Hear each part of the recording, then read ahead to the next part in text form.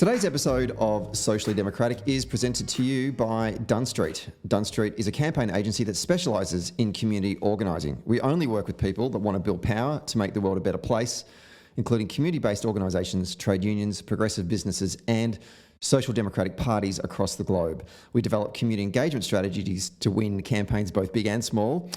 We train engagement staff and volunteers in the Gantt framework of leadership, organising and action, and we help folks craft their story through the practice of public narrative that connects people through their shared values and moves them to act together.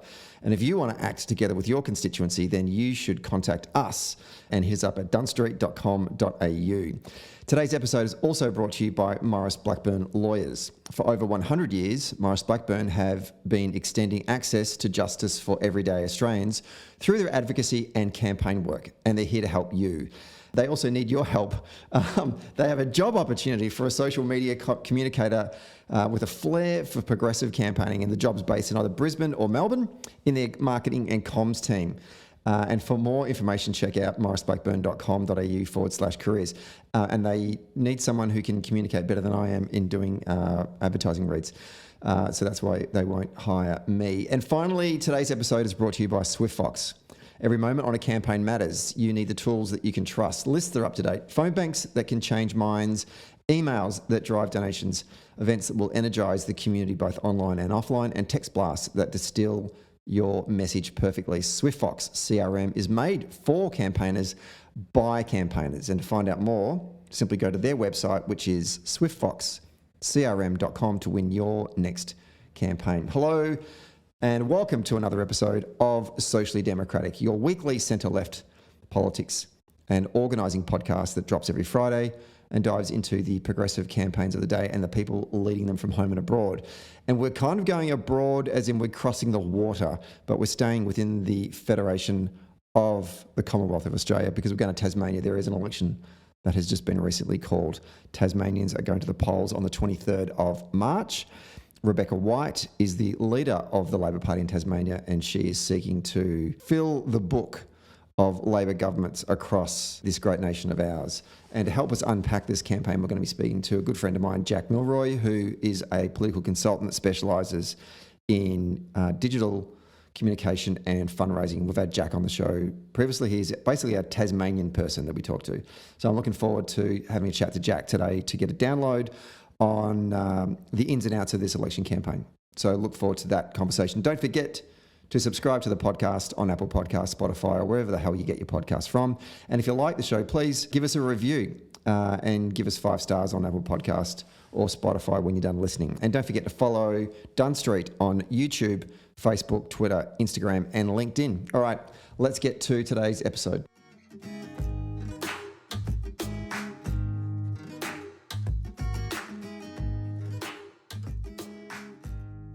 We are taping this one on a Friday morning on the lands of the Wurundjeri people.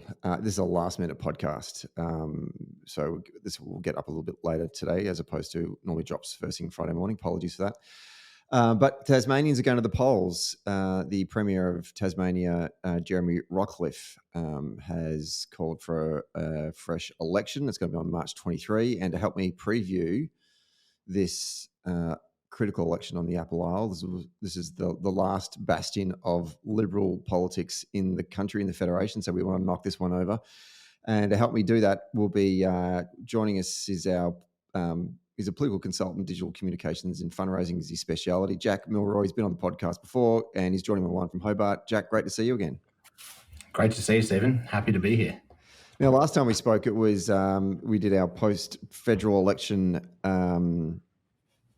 review after a glorious result. But you and I were joking beforehand that when we did the Tasmanian breakdown, you guys were the naughty boys because you didn't have such a great result. But here's a chance to amend the efforts that happened at that federal poll with this upcoming election. But my first question to you is, why? This is an early election, right? Why is this happening? Why are Tasmanians going back to the polls? Yeah, that's a great question. And this is our second early election in a row. The Liberals have not gone full term in either of their last 2 terms. In the last term, you'll recall, kind of that was in the midst of COVID. We had an election in 2021, a year earlier. than it should have been. And the Premier then, Peter Gutwein, took advantage of that moment, as probably anyone in his position would have done, given the polling and the popularity of incumbent premiers at that time, and took us to an election in 2021, which the Liberals won a narrow majority. They won 13 seats out of a legislature of 25. And so Peter Gutwein resigned as Premier not too much longer after that, maybe 6 months to a year, I forget exactly, and was succeeded by Jeremy Rockliff, who had been the Health Minister and long-time deputy of the Tasmanian Liberals. Once Rockliff took over, relationships with a couple of Liberal backbenchers kind of deteriorated.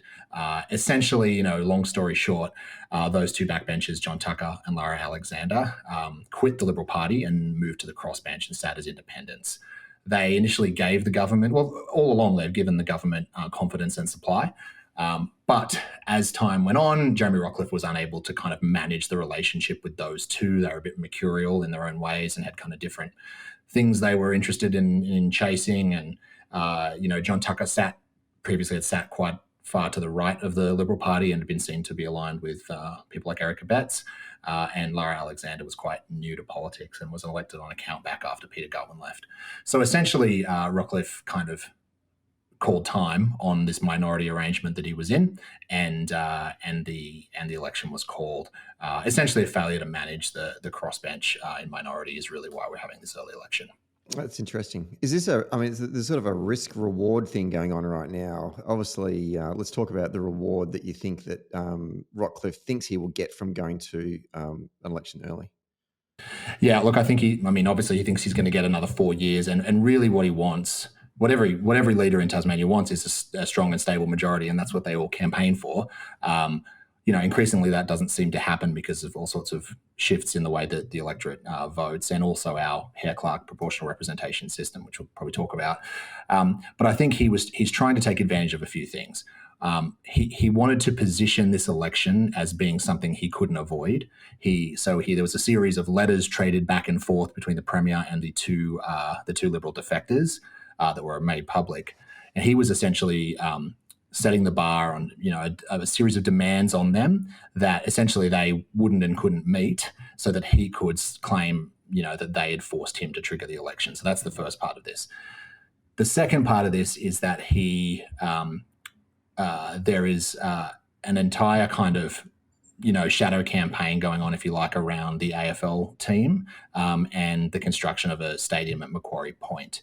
The team has been kind of announced and re-announced a number of times, and the AFL has indicated that they will be unveiling the club strip, colours and name on March 18th, so 5 days before the election, at 6 locations across the state, open to the public. So potentially, the government is looking to kind of capitalise on the kind of goodwill and community excitement around the AFL team, which of course all of the parties support a Tasmanian AFL team, although there's differences over the actual stadium portion of the deal. Mm-hmm. And obviously, let's talk about the risks about going to an early poll.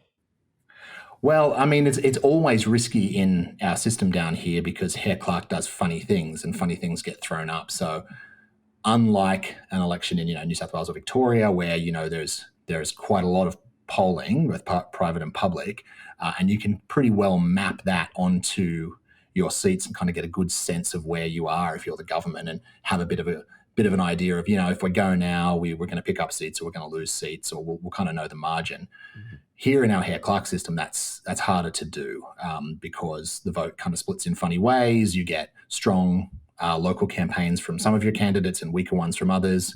So there's always a risk inherent in Hare-Clark. Now, the specific risks around this campaign, I think, are that people will see 2 Liberal governments not going full term, and the attempt to try to pin that on these 2 independents, I don't think worked the way that they intended it to. And so I think there's a potential risk that people have just had a gutful of early elections and politicians being politicians. and that could backfire on them. So I'd say those kind of things are the main risk. And then one other thing to consider too is that our parliament is actually expanding at this election. We're going from 25 seats total to 35 seats total, so quite a big jump proportionally. And what that's going to do is further introduce uncertainty into the way that Hare Clark elects candidates. So we're flying a bit blind. Everyone's flying a bit blind, I think, into this election. And so, there's a range of outcomes that are possible, and it's quite hard to predict. It is interesting that they've done it from to the risk point. Calling an early election and cashing in on electoral sentiment during COVID, in the early stages of COVID, I thought, okay, that's smart. It's cheeky, but it's smart, only because we saw how other incumbent governments in Western liberal democracies went when they went to the polls. And Jacinda Ardern is probably the biggest example that absolutely crushed it, right? Historic landslide to the Labor Party. Yet when they did go to the polls, to your earlier remarks, they only just won. And that would say to me, we're not as popular as we think, even in that COVID period where there tends to be overwhelming support for incumbent governments, regardless if they're red or blue. To then do it again, I'd be starting to think to myself, are we sure? Like, I'd be saying to my colleagues, are we sure about this? And to your point, the uncertainty of Hare Clark. You want to make decisions based on as much evidence as you possibly can gather. And like you said, the unpredictability of Hare Clark means that you I don't think I would be making a decision based on the information that's been given to me. Yeah, look, that's fair. I mean, I think maybe the part that I left out is that the independents were consistently threatening to pull out of the confidence and supply agreement. So perhaps in Rockliff's mind is like, look, this is going to all fall apart at some point in the next year. I want to be the one to drive that. And on the 2021 performance, the system threw up a very narrow majority, but the Liberals did get almost 49% of the primary. So, they had a very strong result, mostly driven by some really big results in the north, particularly in Bass, where Peter Gutwein got like a couple of quotas by himself. He had just unbelievable popularity at that time. So again, I wouldn't use that as a baseline. That's not a great baseline for the Liberals because it was such a unique environment that election was conducted in.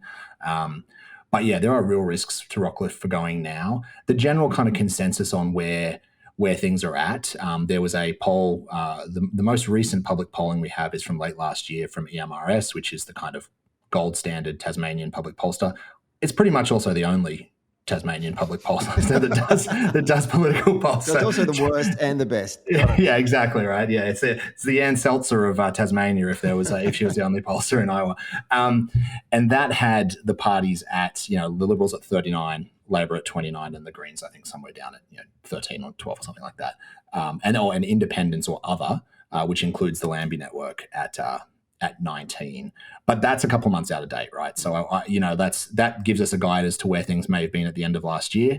We're expecting some new polling, hopefully next week, public polling, that will give us a better sense. But right now, we're actually quite unsure where the public is. That's interesting. Okay, so you've mentioned Hare Clark.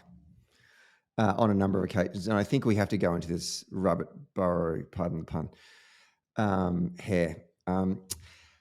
Now, but I want to preface this, Jack, by saying that can you explain it in such a way that when you've finished, our listeners don't need to go and have a lie down for about an hour just to consider what you just went through, okay? So let's do it in a way that obviously people can get a general sense of it so then they can make informed decisions about the rest of the podcast. So over to you. Okay. Explain Hare Clark. Okay, so Hare Clark is a proportional representation system in the lower house. We have five state electorates in Tasmania, and each of those state electorates, until this election, has elected 5 members. So you don't just have one member of parliament; you have 5 members of parliament, and they'll be from different parties and or independents. And so you can pick and choose which MP you go to if a constituent has an issue. At this and in each electorate, it's just preferential voting, right? Optional preferential voting. So people will just number the boxes on down. Parties run multiple candidates in each electorate. So in this campaign, though, like I mentioned earlier, the House is expanding to 35. So instead of having 5 seats with 5 members each, we're going to have 5 seats with 7 members each. So essentially what that means for the, psephologists and election nerds is that the quota is kind of reduced, right? So you can get elected on a little less. So basically what it means is, because of the proportional nature of the electoral system, it's harder to get a majority. In the past, it was easier when you basically had a 2-party system, and by definition, whoever's going to win that is probably going to have a majority. We have, fairly strong and resilient Green vote, and we have this emerging independent or other vote. When you put all those things together, you're going to elect members in each electorate that are going to split across parties, and they're going to split across independents. And when you put all them together and they come together in Parliament, it's the most likely outcome is that neither of the major parties has a majority, even though anything could change and there could be, campaigns matter, and there could be a really great Labor campaign or a really great Liberal campaign that could change things. Based on the data we have at the moment, the most likely outcome is some form of minority, but it's kind of yet to be seen who would be ahead in that situation. Okay, that's a very good job. You've done you should record that and then sell that to people if they ever need to. I get someone explained here, Clark. Well done. What I want to do now is I just want to give folks a bit of an overview of the 5 seats that we're talking about here, and get a sense from you, setting yourselves up about where Labor needs to make gains to, I say win government, but going on what you've just said, to get into a situation where they can form government with other parties. And just gives a sense of the sort of the seat, the demographics of the seat, where it is on the island, so folks can sort of visually place it, and the types of issues or people that will impact voters' voting sentiment leading up to the 23rd of March. Yeah, for sure. Where do you want to start? Well, let's go alphabetical. Why don't we start in Bass? Okay, yeah, Bass. So Bass is famously known as the ejector seat, in that it typically at the federal level ejects its member of parliament each year, each election cycle. It's not so much a bellwether seat like an Eden Monaro, in that it just kind of flips out the candidate from one party one year and then replaces it with the other one. And this is also something people should know, is that our state electorates are the same geographical boundaries as the federal electorates, which is a fun little factoid. I love that one. Yeah, always good to remember that one, folks. It is good to remember. So Bass is centred around Launceston, the second largest city in Tasmania, largest city in the north, typically kind of an old money area of Tasmania, with a lot of agriculture and some kind of shipping and trade as well. Labor in the 5-seat parliament for each seat, which exists now, Labor has 2 in Bass. We need to pick up seats in every single electorate. So we would want to pick up another one in Bass for sure. Bass was a really weird result in the last election, because Peter Gutwein, the Premier, the Liberals polled 60% in Bass in 2021, and Gutwein pulled a number of Liberal candidates over the line based on his preferences. Now, he's not contesting, so what happens in Bass this time could be quite different, and it'll be really interesting to see. And it's why 2021 is not a particularly good baseline for anything. Was it his personal vote? Like, is politics in Launceston incredibly local and retail, and people were like, we love him, so we're going to vote for whoever else is on his ticket? Or was it more... I think it was I think it was just that COVID. He was doing a press conference every single day. He closed the border. We didn't have any COVID in the community. He was kind of seen as a hero by a lot of people, even Labor voters, right, who really supported his approach to COVID. So I think that was a big part of it. He also unveiled that he has a panther tattoo right at the beginning of the campaign, which kind of surprised a lot of people, and the Liberals made kind of a viral TikTok video about it. Like, I'm sure that doesn't actually account for much of the vote, but like, it happened at the same time. So if I was on the Liberal digital team, I'd be claiming some credit for that. Oh, absolutely. Who knew that Panthers were so popular in the northern part of the state? Now, you said that Labor needs to pick up 1 seat there, but if there are 5 seats, so currently on the last election, it was 2 to the Libs, 2 to Labor, 1 to the Independent. If the seat grows by 2 more, Are you saying the Labor needs to pick up one, or should they be maybe looking at picking up two? Well, I mean, it would be great to pick up two, but I think that would be unlikely. Great. Okay. Yeah. So I think if we can pick up an additional one, the way that it'll probably break down is probably the Liberals will probably get three, Labor will get two, and then there's there's two outstanding, and that's going to be a battle between everyone. Like that's going to be a free for all between Labor, Liberals, Greens, and Jackie Lambie. Yep. Hard to tell how that's going to go, but if Labor were to pick up another one there, that would be a good sign. Okay, fantastic. Let's go to Braddon. Braddon. So Braddon is in the northwest of the state. It is a kind of a resource industry dependent electorate. Historically, issues around employment in forestry and stuff have been very significant there. It's been compared relative to the rest of the state more socially conservative over time, and it has been a swing seat at the federal level until a few years ago when it has become more reliably Liberal. For example, in the voice referendum, Braddon voted no 72.2%. So that gives you a bit of a sense of where Braddon sits. So Labor has a couple in Braddon. Again, we need to pick up more. Jackie Lambie will probably have significant support up that way. And so it'll be interesting to see if her personal appeal translates onto the candidate she has endorsed, because, of course, she's not actually running in this state election. Yeah, and we will talk more about the parties in a moment, but I just wanted to give folks at home a bit of a sense of the geography of the state. Let's go to Clark. So Clark is the seat that includes Hobart. So Clark runs from kind of Sandy Bay, if you know Hobart, which is a kind of Tory kind of enclave, also includes the University of Tasmania for now, until it moves into the city. Sorry, don't at me about that. And it goes north into the northern suburbs. So it's essentially, you can imagine Clark is split in two.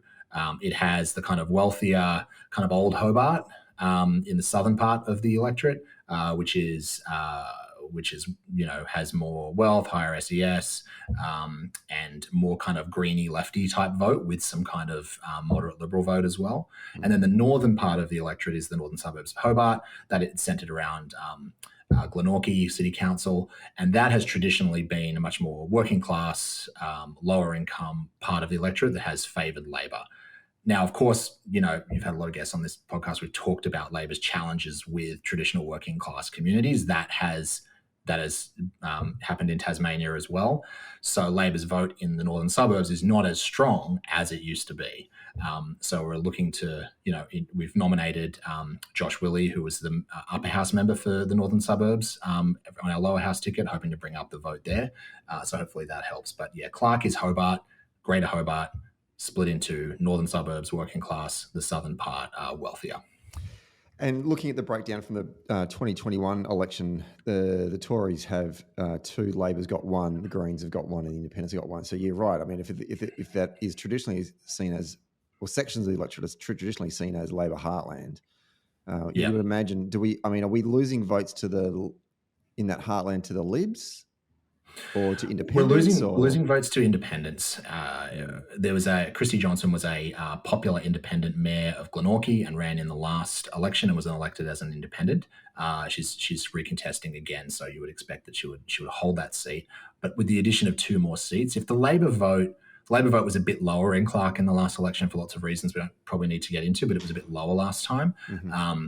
If the Labor vote recovers at least to kind of the historical average or, a little bit higher, we should be able to pick up a third seat in Clark. 4 seats in Clark will be quite difficult, particularly with the strength of the Greens and the Independents, but, always possible. Long term, Clark should be a good seat for Labor. But a lot of the political kind of energy in the Labor Party in recent years has been devoted to the north, particularly because of the importance of Braddon and Bass at a federal level, and sometimes Clark has been a little bit ignored, although that seems to have changed in the last few months with the ticket they've announced. So hopefully we can pick up a seat in Clark, but independents will do well here as well. What about the Greens in Clark? Because they have a seat here in Clark, one of the two seats they have. They do. Would they be expecting to do well out of this increase in the seats in this electorate? They'll be fighting for probably the last seat with one of the independents, Labor and the Liberals. So I would say they're less likely to pick up an extra seat in Clark than Labor is, but it is possible. Although the Greens do particularly well in the southern part of the electorate and not as well in the northern suburbs, although they are rebuilding at a local level and have recently elected a Greens councillor to Glenorchy Council. So longer term, the party's taking that area seriously. And as the demographics change in there, with younger kind of upwardly mobile families moving into that area and, the kind of process of gentrification that occurs, it's probably looking good for them in the medium term, but in the shorter term, I think it will be more tough in Clark for the Greens. Okay. Franklin. So Franklin is the seat that stretches kind of from the west of Hobart down into the Huon Valley. It includes Bruny Island. It includes kind of like Cygnet and all those, lovely little towns that when people come to visit, they drive out of Hobart to. Very rural, but also quite left-leaning. So Labor has had that federal seat since 1993. The current Housing Minister, Julie Collins, is the member for Franklin. Franklin also has this weird quirk to it that's a little bit American in the map style, in that it includes the Huon Valley down the kind of western side of Hobart into the middle of the state, but then also a pocket of the eastern shore of Hobart across the Derwent River over where Bellerive Oval is, if you follow cricket. So, and though many of those suburbs are quite working class, so that kind of jacks up the vote for Labor with that little quirky extra bit of the electorate that is not contiguous. You have to drive through Clark to get to the other part of Franklin. So yeah, strange. A decent Green vote there. In 2021, the Liberals pulled 42, Labor 33, and the Greens 19. So if you were just to map that directly onto a 35-seat Parliament, that would give you a 3-3-1, so 3 Liberal, 3 Labor, 1 Greens result. We'll see what happens. There's a quirk in Franklin in this election, in the former Labor leader David O'Byrne was not pre-selected to run for Labor and is recontesting his seat in Franklin as an independent. So how that affects Labor's vote is, remains to be seen. But he does have popularity in Franklin. So we'll see what happens there. Let's take a quick break to talk about SwiftFox. Every moment on a campaign matters. You need the tools that you can trust. Lists that are up to date, absolutely. Phone banks that can change minds. Emails that drive donations, and events that will energise the community online and offline. And text blasts that distill your message perfectly. SwiftFox CRM is made for campaigners by campaigners. And to find out more, go to swiftfoxcrm.com to win your next campaign. Okay, let's get back to the show. In here, Clark, on the ballot paper, does it have the name of the political party next to the candidate? Yeah, I believe so, although I'm caught out on that. I believe so, but okay, I wouldn't say that with 100% certainty. So I know that we'll talk about some of the quirks about Hare Clark in campaigning later on, but I was just wondering if that was one of them. But I'm not suggesting I do know that. I was actually just throwing that out at you. A great, and I'm getting a lot of this information too. I just want to give a shout out to Kevin Bonham on Twitter. You can find him on Twitter, and he publishes a great Tasmanian election guide on his blog, kevinbonham.blogspot.com, that can have, if you want to get into all of the details of how each of these seats works, check that out. He's kind of the Anthony Green of Tasmania, so shout out to Kevin. He's a Tasmanian, isn't he? Yeah, he can be a prickly character on Twitter if he's got character, and I quite enjoy that. Have you actually ever met him? I've never met him in person. No. I do know. I've seen him. If he's listening to this, it's going to be very weird for him. But I have seen him, but I didn't say hello. Next time I will, though. I've interacted with him on Twitter, and I quite enjoy him. But there's certainly no one that knows more about the Hare Clark system in Tasmania than he does. I would not question his authority on that one. Okay, last of the electorates is the state electorate of Lyons. Yeah, so Lyons is the electorate of the Labor leader, Rebecca White, and it is a huge electorate geographically. It takes in all of the east coast of Tasmania. It comes right across to kind of the central part of Tasmania, and then all the way down into the very northern suburbs of Hobart. So Clark Clark joins Lions right in the north. Now I'm thinking about it. I wonder if Clark joins every electorate in Tasmania. That's an interesting thing that maybe someone will look up a map and find out. So Lions is very diverse. It's got newer growing suburbs closer to Hobart. It's the Sorrel area, and it's got a lot of rural farm communities. It's also got kind of like what Tasmanians would call shack towns, which are essentially holiday towns on the beach. Very diverse. And in 20... Rebecca herself is a country girl as well. She's born and raised on farmland and still lives on a farm and manages the farm. Yeah. Sorry, you're going to talk about Lions. Interrupt you there. Yeah, I was just going to give some context. In 2021, the Liberals got 51, Labor 32, and then the Greens is much lower there at 9%, and the Shooters got 4.5. So I'm not as familiar with that part of Tasmania. But I imagine Labor currently holds 2, and I imagine we'll be fighting out for a third spot in Lions. Interestingly, one of the Liberal defectors, John Tucker, is a member for Lions and is recontesting as an independent. So it will be interesting to see how that plays out. He's kind of a big, larger-than-life character in many ways, and a farmer in the area, and so it'll be interesting to see if he pulls a seat. Does that come at the expense of, maybe a Liberal seat, or does that come at the expense of a Green or a Labor? Like, we just can't really tell right now. So looking across those 5 electorates, Labor currently has 2 members in Bass, Braddon and Lions. Out of those 5 electorates, which ones are the ones where, with the expansion of additional members being elected out of these electorates, which of those seats do you, not a must, but a likely that they do pick up? Yeah, I would say seats? Lions is probably a good one, just because Rebecca's vote, similar to, the leader always gets a strong vote in Tasmanian elections, and she's been very visible out there. So the leader's vote can potentially pull someone else over the line through preferences. So I would say that's a good chance. And then I would also just think, the vote for the Liberals was so essentially artificially inflated in Bass in 2021 because of Gutwin and because of the COVID kind of context. Yep. That certainly Labor is not going to be heading towards any sort of minority government if we're not picking up a seat in Lions and probably a seat in Bass. Yeah, okay, right. Interesting. Okay, let's talk about the actually one more question before we move on to the issues. Looking at, I know that we talked before about polling in a multi-member Hare-Clark system. What's the primary, do we look at a primary number? And if we do look at a primary number, is there a certain, how we're sort of talking about, historically speaking, in the last 10 years at a state or federal election, not Hare-Clark, Labor kind of needs to have a primary around, 39, 40, anything 40 plus, then we're looking strong, right, to win government.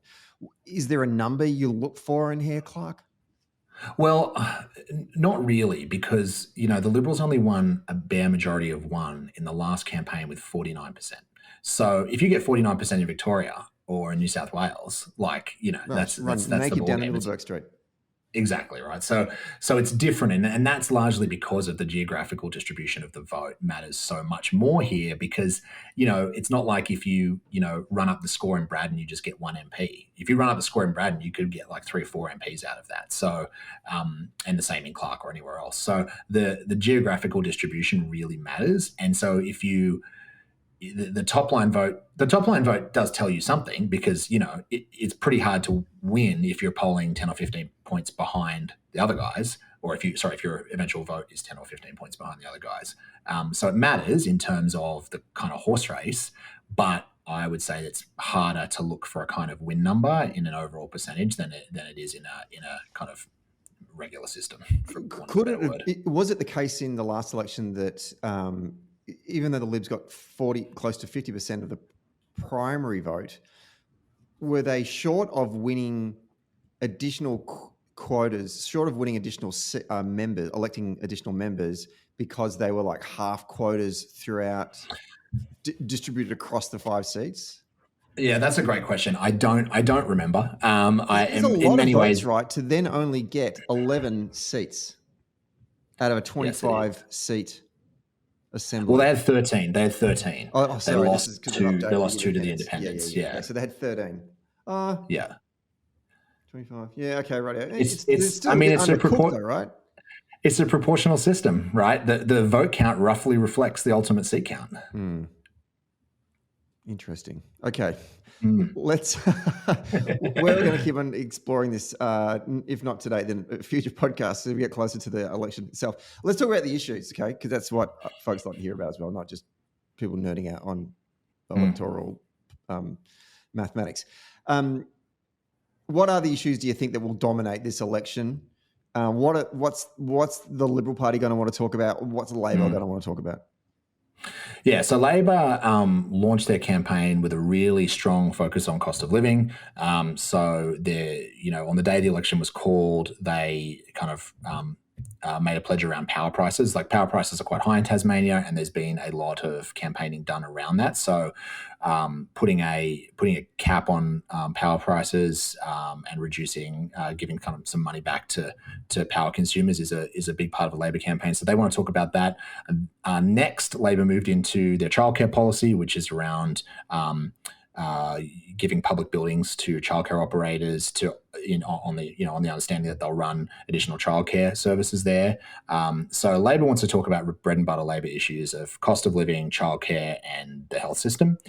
The Liberals, it's actually a really great question, because I don't think they have a great issue set right now. They're running very much on "we are strong and steady and stable," which doesn't really compute given the circumstances of the election. Yeah, exactly. They're running pretty negative. They're running very hard on what they're calling a coalition of chaos. If Labor were to form government with the support of the Greens and Jackie Lambie and the Independents, which of course, there's Labor is not committed to do that, but that's what the Liberals are running on. The Liberals will also want to run on the AFL team and the construction of the stadium at Macquarie Point. So that will form, I imagine, as we get into the back half of the campaign, the Liberals will really kind of hone in on that. But the Liberals have also announced policies on halving fares on public transport, announcing new expansion of the ferry network around the Derwent River. Tasmanian elections are very much like every day there's another announcement on a different policy area that one of the shadows or one of the ministers has, and it often doesn't feel from all sides as there's kind of a central or cohesive message with a policy offering to back it. It often feels like, and maybe this is a function of Hare Clark and the way that you need to get issues out to different groups of voters, but it often feels like there's a smattering of kind of policies, some for everyone. And I would say right now, Labor's policy offering is more cohesive and more targeted at those kind of families that we need to win back. And the Liberals are doing what the Liberals do really well in New South Wales, which is grab Labor policies around election time. And that's how they were able to become so dominant until Chris Minns won recently. Was in New South Wales, they would just take Labor policies and just claim them. And the Liberals down here have kind of adopted that strategy as well. Whether that works out for them, I mean, it has for the last 10 years, but whether that gives them another go, I'm not sure. This question may be difficult to, it may require more thought than a simple sort of demographic answer. But broadly speaking, across the island, who does the Labor Party need to win back into their fold in terms of voters? What kind of demographic? I hate fucking talking about demographics in some respects, but who are their target audience basically? I mean, it's similar to the groups we have been losing at the federal level in other states as well, but it's skewed by the fact that Tasmania is whiter and older than pretty much every other state, I think. So what that means is that gettable pool of voters that you might look for in Sydney or Melbourne, which are younger, ethnically diverse, new young families, young professionals that may have migrated here or maybe second generation or something like that. Those groups exist here and it's growing, and that's fantastic for Tasmania. But they're not as large a proportion of the electorate as they are in the big states. Yeah. So what that means is Labor does need to win more of those traditional Labor voters that have abandoned the party kind of everywhere. But the pressure is on us to win them here to a greater degree. So that's whiter voters, voters that are older, because we have one of the oldest populations in the country. Just more people means you need to win more of their votes. So that's a group that Labor needs to win. Our primary was quite low at the last election, so there's room for growth even in kind of our area, our demographics that are friendlier to us, like young families, public sector workers. Tasmania has some of the highest public sector employment across the country, so public sector workers are also a big target group as well. So I would say generally the deck is stacked. It's difficult for Labor down here, modern Labor, because the coalition that we appeal to across the mainland states hasn't emerged here yet, and it will over time. But the demographics of this state are still an uphill battle for Labor. When you're talking about an older vote, are we talking about boomers? Are we talking about retirees? I think boomers are retirees now. Oh, that's true. Yeah, that's true. They should be retiring anyway. Well, plenty of them are because they have to keep working. Be right? helpful. But, be helpful. Look, yes, I think we're talking about people like in their 60s, 70s is what we're talking about. There's a big, if you look at those population graphs, there's a big kind of bulge when we get over the 50 age group. So a lot of those folks. Tasmania is urbanizing at a really quick rate. Hobart is growing and Launceston is growing, and some of the other smaller cities are growing too, but it's also particularly rural. So older, more rural, and less diverse ethnically. If you were to throw that, that's not a naturally easy constituency for Labor. But if we're able to figure out a way to appeal to those groups, and then we can actually project that onto the mainland, it would be extremely helpful for the Labor Party to figure out how to crack that code. But all centre-left parties across the Western world are struggling with those same groups right now. It's the same in Canada. It's the same in the US. It's the same, well, not in the UK because everyone's voting Labor now, but pretty much everywhere else. Yeah. I mean, that's if it is that older cohort of voter we have to attract to come back. That's tough though, because historically speaking, older voters are pretty set in their ways. Whether they vote Labor or Liberal, they don't tend to move that much. Yeah, for sure. And I think that's why that's not the only way that we're going to win seats. So we also, like I kind of mentioned earlier, we're also not winning. We're not winning a ton of seats in Clark, which is younger, which is more ethnically diverse. And Labor has nominated a really great candidate in Clark, John Kamara, who was the Tasmanian Australian of the Year a couple of years ago. And he is like an African refugee, a community leader in the northern suburbs. And that is kind of the new face of Labor that we need to appeal to. So the party is taking this stuff. We're getting there on this stuff, which is great. And there's certainly potential for picking up seats by appealing at younger demographics in the south of the state. I think that's more difficult in parts of the north. Well, because just listening to you and looking at the map, there are a number of seats that do come in to contact with metropolitan Hobart. And I would think that part of my strategy would be to try and lock in as much of that vote. And I don't know Hobart, but I've certainly been there a couple of times on the work or holidays. There are young families kicking around, and it's those young families I would imagine that we want to be chasing after to bring back to us if they're not with us already. And that policy you just spoke to before about childcare, that's not there for boomers, right? That's there for targeted directly to young families, particularly women. That's right.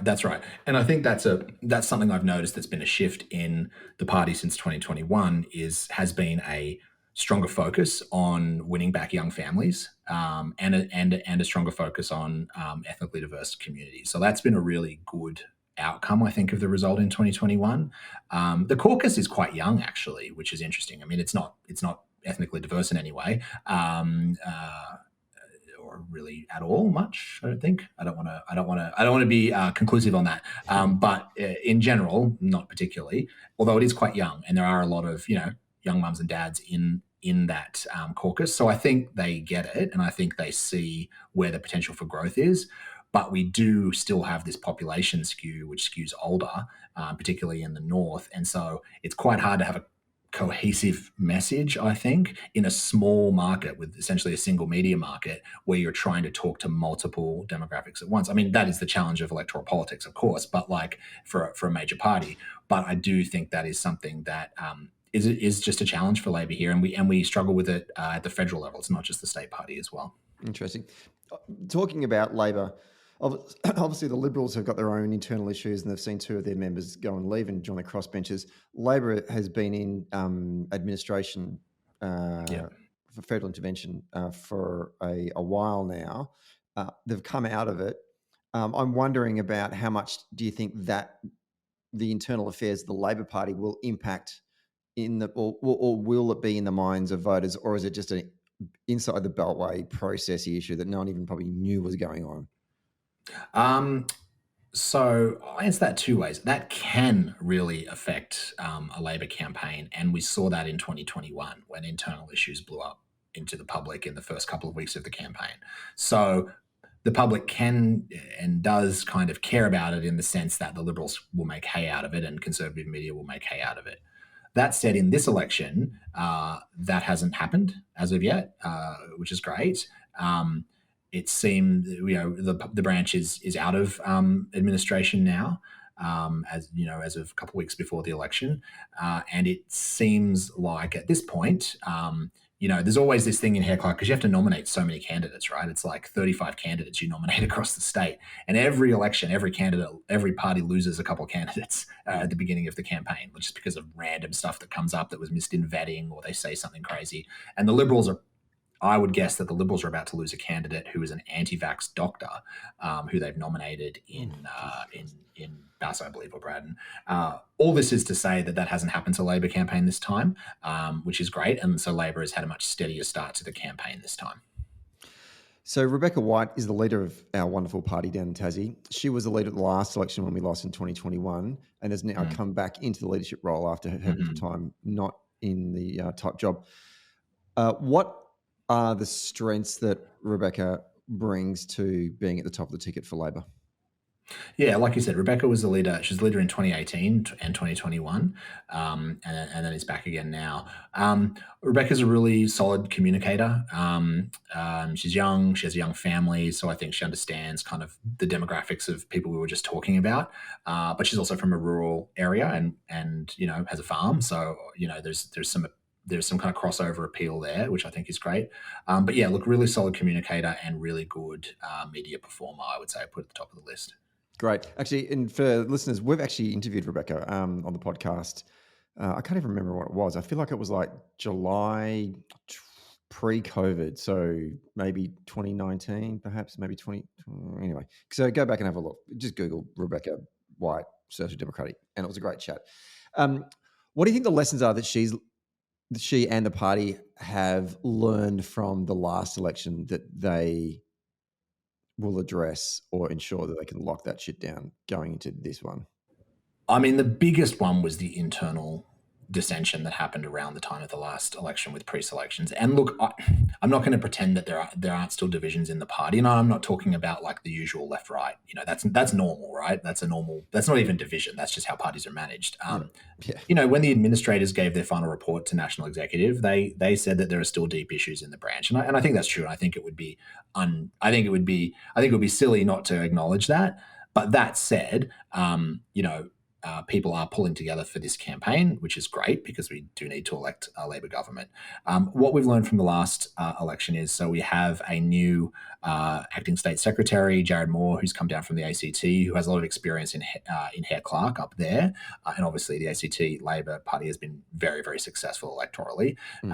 So there's been some new essentially rules implemented, if you like, for how candidates kind of campaign and the kind of turf that they're given, trying to be a little more specific and strategic around how we divide up turf and around how each individual candidate campaigns in relation to the broader ticket. I think that's been really great. Can I pick you up on that one, Jack, just to explain, because there is, and that's one thing I've learned between the lived experiences of Hare Clark in the ACT and Dan in Tasmania, and that is that the ACT folks seem to have managed to work together with each other, but candidates can fall into conflict with one another, even though you're on the same team.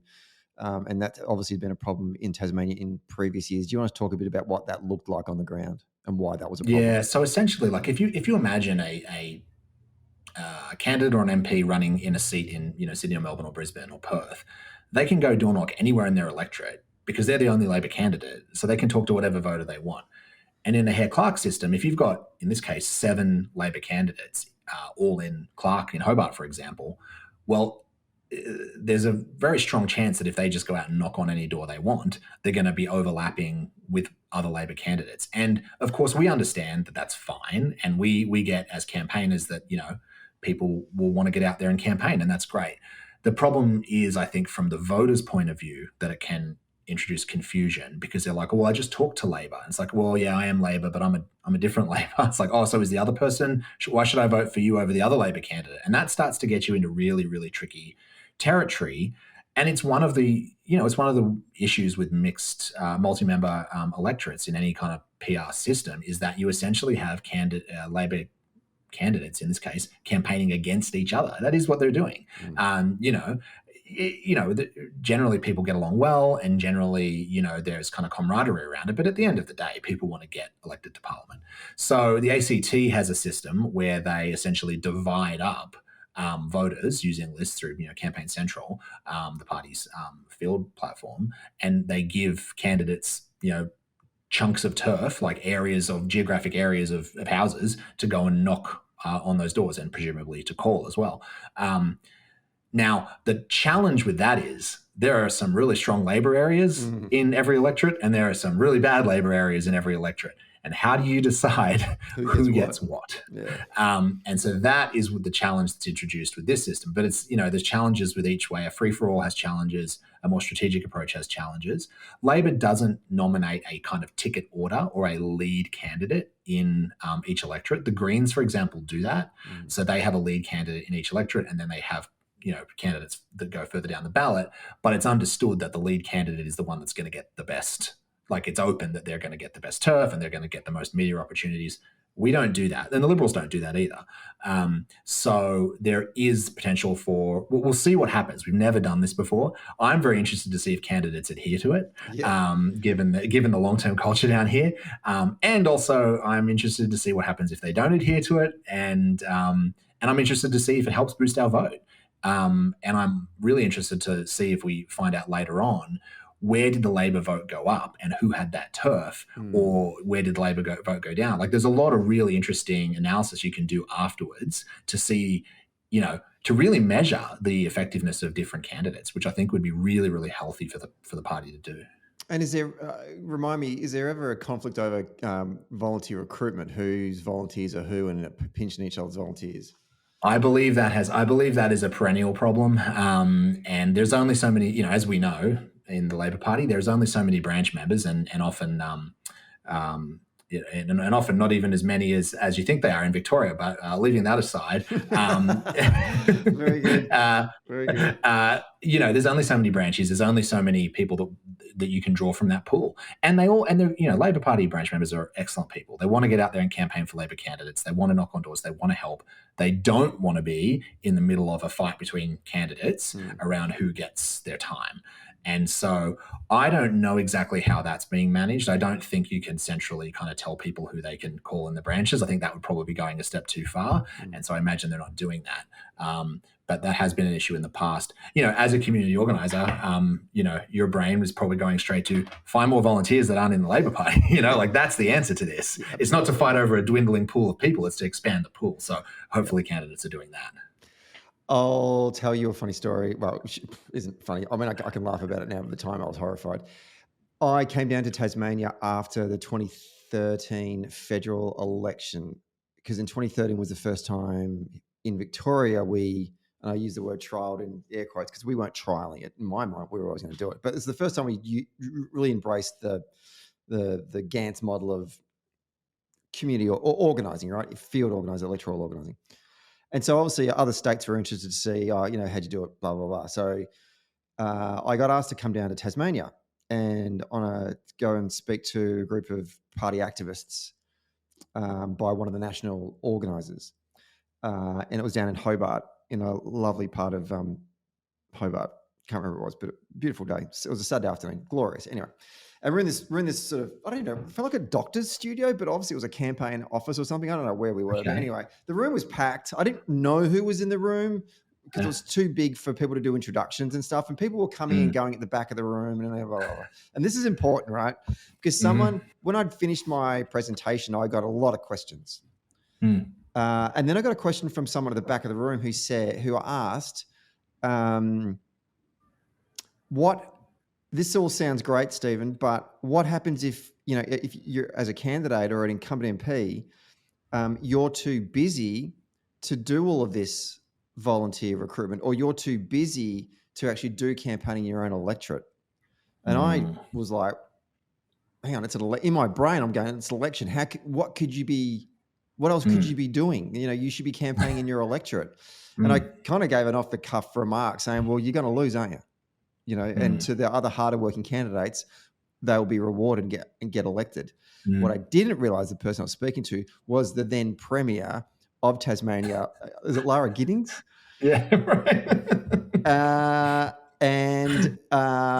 I didn't even know until I got in the car. I was getting a lift back to the airport, and I said, well, how do you think that went? And they went, well, went really well, Stephen, until he told the Premier that she should get off her ass and do some more work. And I was like, oh my God. Oh dear. Oh well. And I said, you know what? Just like my old man, I back myself. I stand by what I said. Probably could have, sugarcoated it a bit better than that. But you know what? Yeah, you got to get off your ass and fucking do some work. I don't care if you're a bloody, fifth on the ticket. Fucking do some work. I also hazard that I don't know if an incumbent premier has ever lost their seat. So I think that they're probably okay. Yeah, exactly. Yeah. Anyway, all right. Let's where are we? Come on, Stephen. Look, keep track here. What are the weaknesses of that Labor should center their attacks on the government? Look, I think that the government is very vulnerable on the performance in the health system, but that is always the case, and we ran that very hard in 2021, and it didn't seem to bite. But I think we need to keep that up.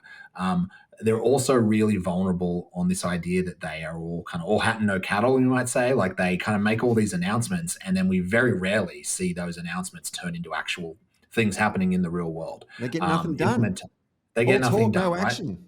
Exactly. So I think that's a really solid line for them to run. I think that the Liberals are trying to run a, Labor will be an unstable, you can't trust Labor, you don't know who you're going to get kind of line. But I also think Labor can throw that back at them just as hard right now, in that every time we've elected a Liberal Premier, we've got a different Premier within a couple of years. So, that is, I think, going to be the way we should attack that.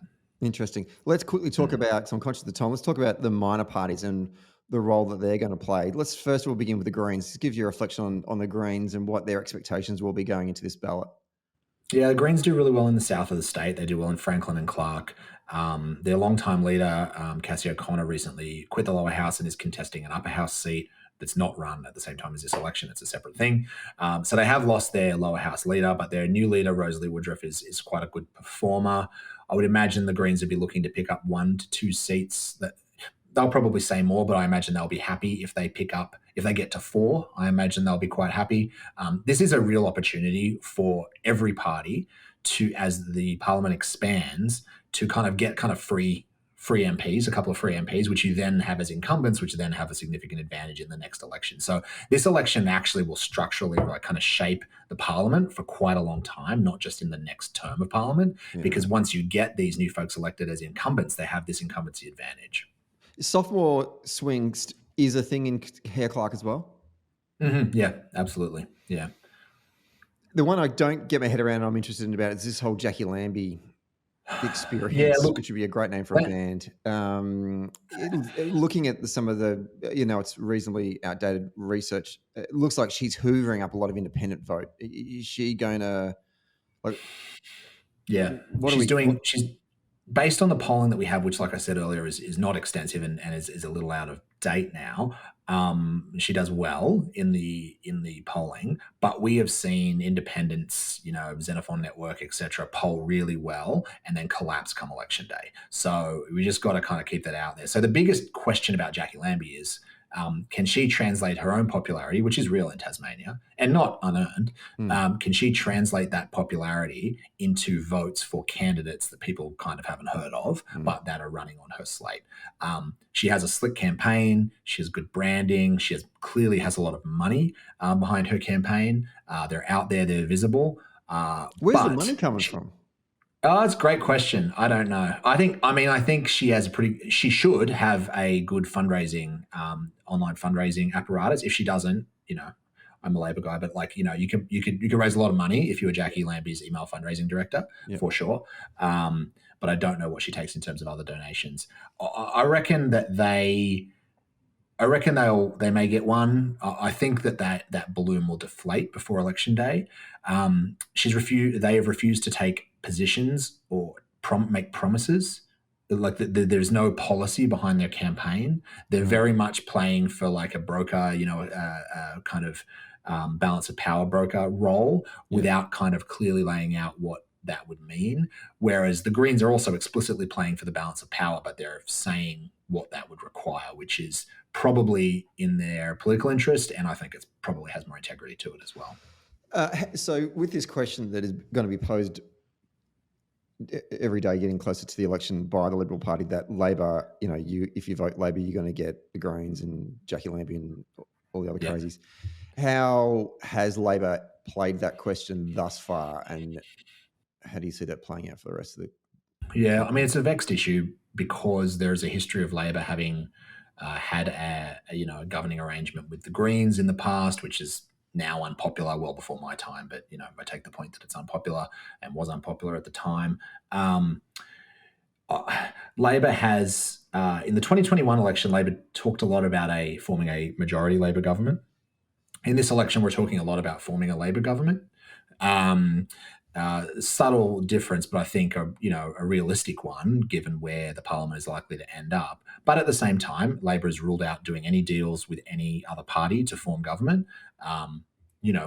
What a deal is, I'm not sure, and how that would look if we were close to a minority government. I'm not sure how that would play out. Both major parties have stressed that they won't do any deals, but they've also said that they'll work with the parliament that is given to them. So I think that it's a little neutralised because the public has, I think, come to understand and accept that majority governments probably aren't the most common way we will form government in Tasmania in the future. So that sting is probably wearing off, although the Liberals are running a lot of ads around this kind of coalition of chaos idea towards Labor. So they clearly are seeing something in their internals that makes them want to do that. Interesting. Well, we'll watch with interest over the coming weeks about how that plays out. Last kind of couple of questions I wanted to ask you. We're running out of time to talk more about specifically about the campaign, the Labor campaign that we're seeing so far and sort of stuff on the ground. But I think what we'll do, we'll get you back if you want to come back anyway, Jack, before election day, just to do a final sort of wrap up and get a sense of, how the debates went, all that kind of shit and what's been happening on the ground. But what I do want to end with is a question around, tell us about the nuances of a Tasmanian election campaign, because of Hare Clark, there's some odd things that a lot of mainlanders won't know about, and I just think it's really fun to share. Yeah, there's a few things. The first is that there's no disclosure of donations, no mandatory disclosure of donations, and there's no caps. So we have Wild West money in politics down here. So that's the first thing that's different. The second thing that's different is that you can't hand out how to votes on election day. It's absolutely prohibited. So it's great as a party. You don't have to stuff your booths. But it's weird too, because in federal elections, we of course can hand out how to vote. So when we have a federal election in Tasmania, everyone goes and hands out and does the thing. And state elections, everyone just kind of like, goes to the pub, waits around, it's weird. There's also a bunch of laws. Jack, is the reason that I know you say you can't, but it would be stupid to anyway, isn't it? Because am I right in assuming that the ballot papers, the order of your names on the ballot papers is different on every ballot paper? Is that right? It's not every ballot paper, but we have a thing called Robson rotation where, there's a number of versions of the ballot paper. I can't remember how many, and essentially the names get scrambled and randomized. So yes, so you could still have people handing out how to vote saying vote Labor though. You could still have that. You could still have that element but to not it. instructing a how to vote exactly. because it would be confusing because you'd get there with the ballot paper and it would be different. Because you won't know what ballot paper someone's going to get. That's right. Yeah. So there's that. There's also a set of laws around using candidates' names and likenesses. So for example, you can't, the Labor campaign can't put out a negative ad with Jeremy Rockliff's face in grayscale, like is the standard political campaigning technique for everyone. Shame, I know. It's nice that we're not subjected to that. In some ways, in other ways, being on a campaign, it's quite difficult to know how to chicane someone. Approach that. A funny quick point out anecdote. Their contrasts. Yeah, well, a funny anecdote is that in the 2021 campaign, the Tassie digital team that I was on, we produced a digital ad that was the back of a bald man's head, and Peter Gutwein is bald, who was the premier at the time, and the back of this random bald man's head had some negative thing like "Don't trust Peter Gutwein." I don't know what it said, but like we got pulled up by the electoral commissioner, even though that wasn't Peter Gutwein. It was a random bald man. It was a likeness that was of him, and we were instructed to take it down. So that is the extent to which you can't do this stuff. Could you do a negative ad on your opponent that's sarcastic? You can't name them. You can't use their name. Oh, you're not even allowed to use their name. That is ridiculous. No. That is so stupid. It's a different world. And it's funny, as I was saying to you earlier, it's like it doesn't make politics less nasty in the state. It actually, in some ways, like I find the politics quite nasty here. So I don't really know that it's having the intended effect. Yeah. Interesting.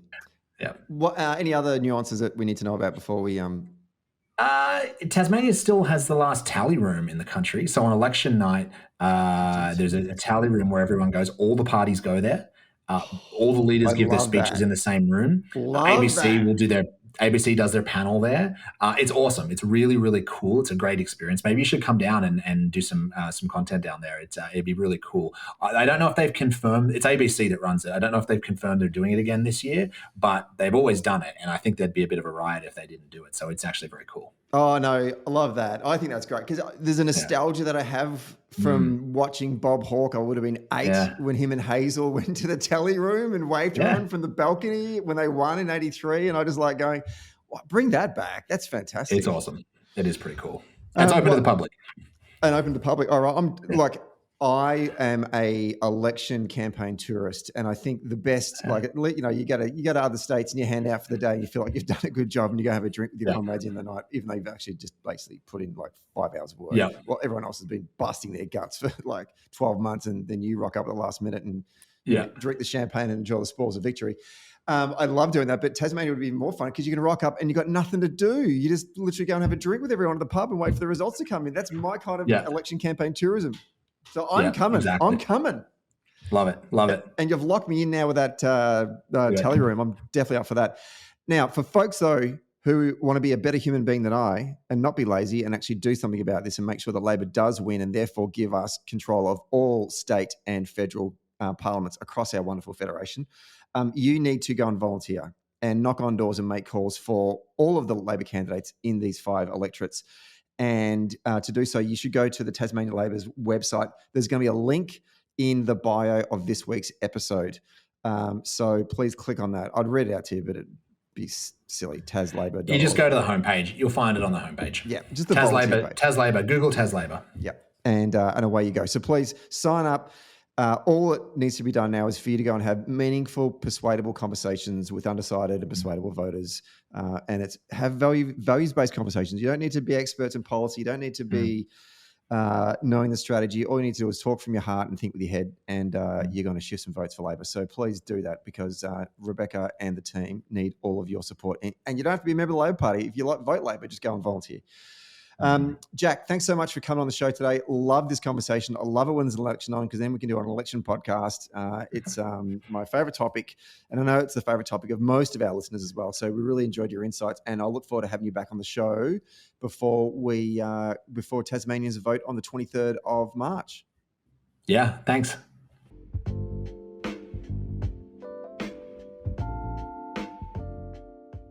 Thanks for listening to Socially Democratic. Did you like the podcast? Hit the follow or subscribe button and be sure to leave a review on Apple Podcast or Podchaser. And to get all the latest on Socially Democratic, follow Dunn Street on Facebook, Instagram, Twitter and LinkedIn. And we'll see you next Friday. Socially Democratic was brought to you by Maurice Blackburn Lawyers.